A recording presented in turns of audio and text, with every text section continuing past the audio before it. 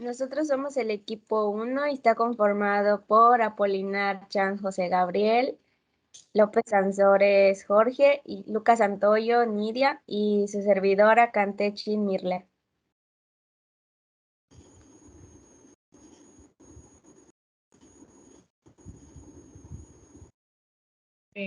Aquí vamos a hablar acerca de la unidad 3, que es el sistema financiero mexicano. Y como primer tema tenemos la estructura del sistema financiero mexicano, que se define como el conjunto de organismos e instituciones que generan, captan, administran, orientan y dirigen tanto el ahorro como la inversión y financiamiento dentro de un marco de leyes, reglamentos y normas emitidas por la autoridad en el contexto político, económico que brinda nuestro país. También dice que el sistema financiero mexicano está constituido y conformado por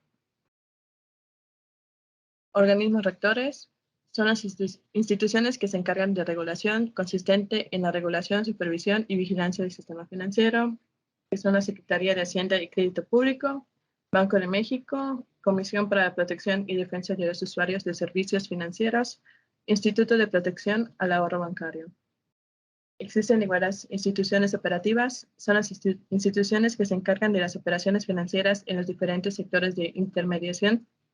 Estos sectores son el sector bancario, el sector de ahorro y crédito popular, sector de intermediarios financieros no bancarios, sector bursátil, sector de derivados y las instituciones de apoyo, que son las diferentes instancias que apoyan el desenvolvimiento del mercado. Es decir, son las instituciones que fungen de ahorro. Pueden ser las siguientes: Asociación de Intermediación Bursátil, Asociación de Bancos de México, Bolsa Mexicana de Valores, Bolsa de Mercado Mexicano de Derivados, el Instituto para el Depósito de Valores.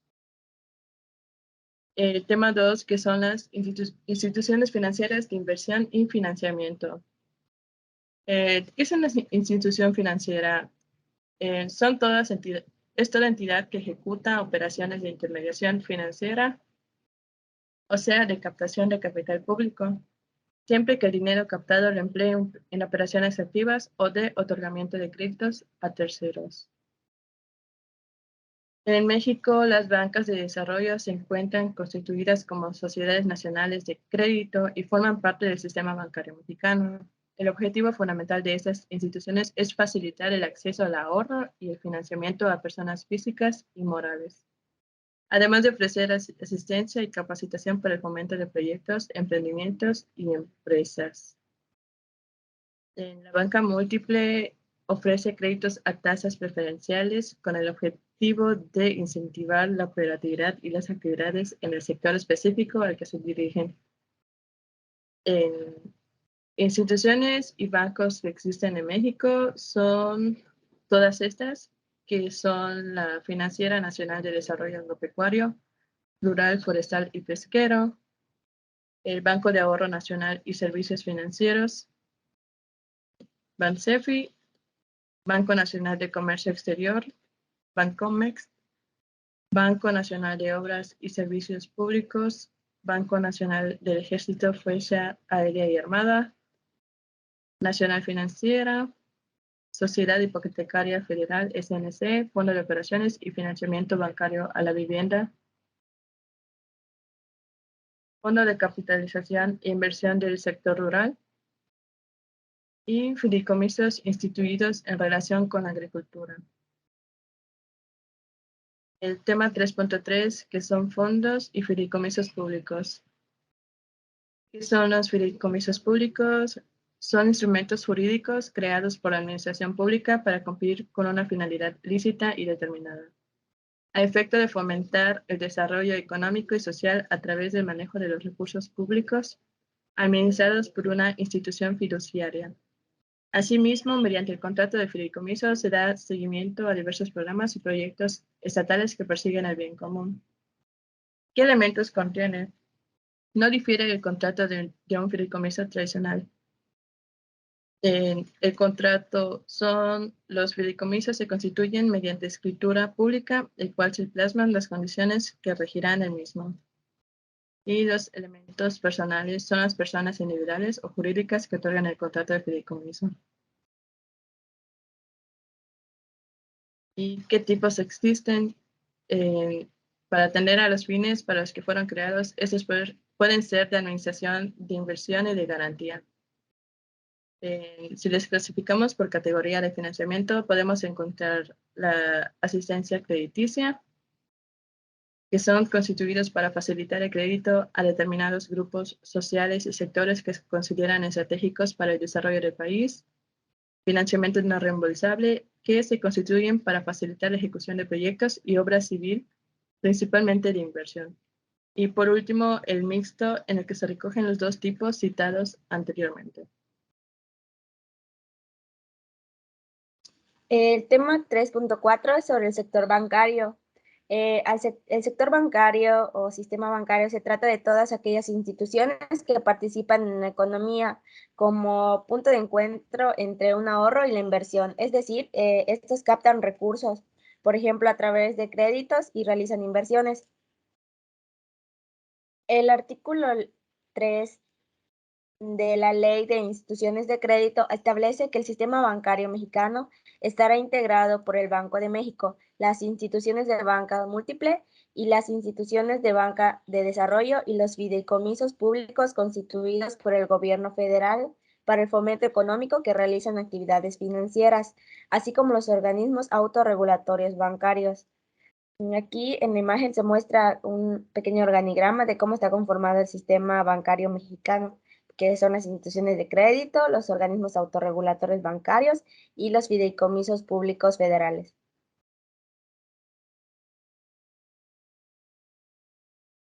De igual manera está el tema 3.4.1, que esas son las instituciones de crédito, banca de desarrollo y banca múltiple. Primero vamos a hablar sobre la definición de institución de crédito, que esta es una institución de crédito, es una organización que se dedica a captar recursos y entregar créditos. Y la definición de banca de desarrollo es que las instituciones de banca de desarrollo son entidades de la Administración Pública Federal con personalidad jurídica y patrimonios propios, constituidas con el carácter de sociedades nacionales de crédito, las cuales forman parte del sistema bancario mexicano y atienden las actividades productivas que el Congreso de la Unión determina como especialidades de cada una de estas en sus respectivas leyes orgánicas. Su principal objetivo fundamental es facilitar el acceso al ahorro y financiamiento a personas físicas y morales, así como proporcionarles asistencia técnica y capacitación. Un ejemplo de esto es el Banco Nacional del Ejército, Fuerza Aérea y la Armada, CNC.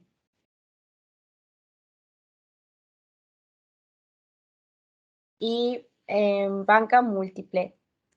La banca múltiple también es aquella entidad que se dedica principalmente a captar los recursos del público a través de productos tales como cuentas de cheques, cuentas de ahorros, depósitos a plazo fijo, entre otros, para posteriormente colocarlos en operaciones crediticias como préstamos comerciales, préstamo hipotecario, préstamos personales y tarjetas de crédito, entre otros productos. Un ejemplo de esto es el Banco BBVA de México, que es una institución de banca múltiple.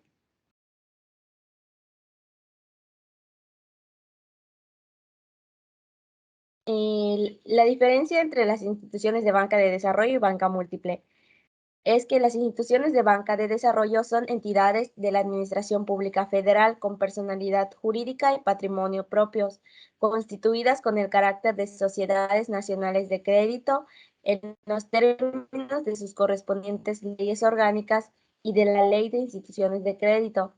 Estas sociedades tienen el objetivo de atender las actividades productivas que el Congreso de la Unión determine como especialidades de cada una de estas.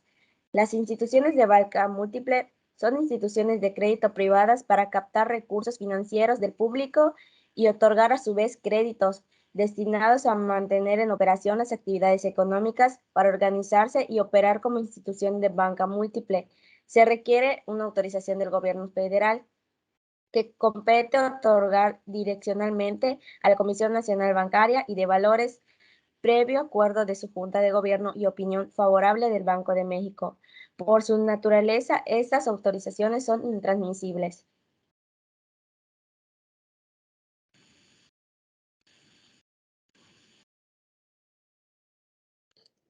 Sí, el siguiente tema sería lo que es el 3.5, sector de ahorro y crédito popular.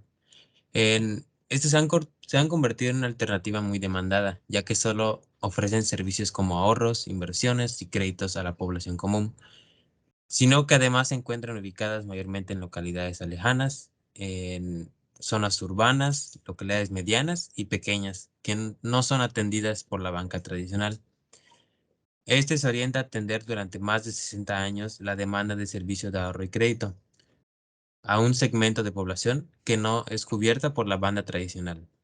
Su desarrollo continúa con un gran dinamismo y se encuentra en el proceso de normalización de las entidades que lo componen al acogerse de la regulación y autorización para operar en cada caso les compete. Por lo tanto, el objetivo de este principal sector es fomentar la inclusión financiera mediante el acceso de la población de ingresos mediante de medio y bajo a intermediarios que cubran sus necesidades financieras y sociales. Esta organización combina el manejo financiero, el eficiente de las operaciones de crédito, el ahorro e inversión y la ampliación de la oferta de los servicios microfinancieros a una mayor parte de la población. Y lo que es el siguiente tema, el 3.6, sector de intermediarios bancarios no bancarios. Estas son instituciones especializadas en la medición entre las unidades económicas que desean ahorrar o invertir sus fondos y aquellas unidades que quieren tomar fondos prestados. Normalmente se captan fondos a corto plazo a través de cuentas corrientes, depósitos, etc. Y se ceden a largo plazo como concesiones de préstamos, adquisición de acciones, obligaciones, etc. Los tipos de intermediarios financieros. Estos se pueden hablar de dos tipos: intermediarios financieros, los bancarios y los no bancarios. Los intermediarios bancarios son conformados por por los bancos privados y las cajas de ahorro. Desde el punto de vista financiero, los servicios tradicionales de los intermediarios bancarios son la capacitación de depósitos y la oferta de préstamos y créditos. Los intermediarios no bancarios, dentro de las entidades financieras no bancarias, encontramos algunas muy variadas que emiten activos que no son dinero y realizan actividades más allá de la manera bancaria. No obstante, en muchas ocasiones, estas funciones también las realizan la propia banca. Un ejemplo de este sistema de intermediarios bancarios no bancarios serían lo que son las compañías aseguradoras. Emiten un activo financiero específico, las pólizas de seguros, lo que nos permite ofrecer determinadas indemnizaciones en el caso que se produzca en el evento asegurado. Y, por ejemplo, los fondos de pensiones privados tienen como misión completar o suplir las pensiones de la seguridad social para después de la jubilación. Para ello, la asociación realizan durante la vida laboral.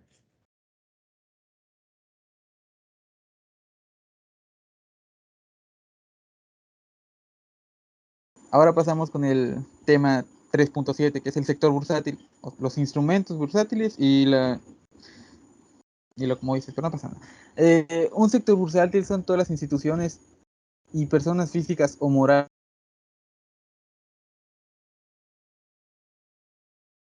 las acciones o bonos. El precio de las transacciones es determinada por la oferta y la demanda. El crecimiento económico del país depende en gran medida de la acumulación del capital físico o humano. Y a su vez, dicha acumulación se basa en buena parte en la eficiencia y la eficacia de la intermediación financiera para captar el ahorro y canalizarlo hacia proyectos más rentables. Existen dos tipos de instrumento bursátil con características variadas. Para su comunalidad radica en el hecho de que son negociables. Están las acciones, que es un título de crédito que representa una de las partes que se divide, una parte en la que se divide el capital social de una empresa. Los títulos opcionales o warrants, no sé si lo dije bien, baja un poquito. Son los documentos que otorgan a sus tenedores a cambio del pago de una prima de emisión el derecho de comprar o vender al emisor un determinado número de acciones a las que se encuentran referidas. Las obligaciones, que son títulos de crédito nominativo, que representan una deuda para el emisor y un crédito colectivo para los inversionistas. Los pagarés, que es otro título de crédito que tiene como finalidad para las emisoras obtener un financiamiento a mediano plazo. Los certificados de participación, y también están los certificados bursátiles, las instituciones calificadoras de valores, ICBS, baja un poquito. Son sociedades anónimas autorizadas por la CNBV, no recuerdo cómo que era, para operar y prestar servicios sobre el estudio, análisis, opinión, evaluación y dictaminación de la calidad crediticia de una entidad o una emisión. Su función es informar al mercado sobre los riesgos reales que enfrenta el público inversionista en la intermediación financiera. Baja. Ahora el 3.8, que ya son los sectores. Estas son herramientas que respaldan y suministran todos aquellos bienes de sus contratantes. Estos se rigen bajo un contrato por el cual la aseguradora garantiza el cumplimiento de sus obligaciones hacia sus clientes dentro de un proceso de contratación público o privado. La finalidad del sector de seguros y finanzas es proteger a los usuarios de los servicios de las instituciones de seguros y finanzas, garantizando que las actividades que realizan esas instituciones estén dentro de la legislación correspondiente. La Comisión Nacional Bancaria y de Seguros se divide en dos, que es la Comisión Nacional de Seguros y Finanzas y la Comisión Nacional Bancaria. Las principales funciones del sector de seguros y finanzas son resolver consultas de la SHCP en los temas relacionados con el sector asegurado o afianzador y realizar estudios y recomendaciones del sector de los seguros y las fianzas, también de la SHCP. También se encargan de cerciorarse que las instituciones de finanzas cumplan con las responsabilidades pactadas, asistir a la SHCP en el desarrollo de políticas adecuadas para seleccionar los riesgos técnicos y financieros y controlar y vigilar las leyes que le correspondan, como identifica la Ley General de los Institutos y Sociedades Mutualistas de Seguros y la Ley Federal de las Instituciones de Finanzas. Ajá.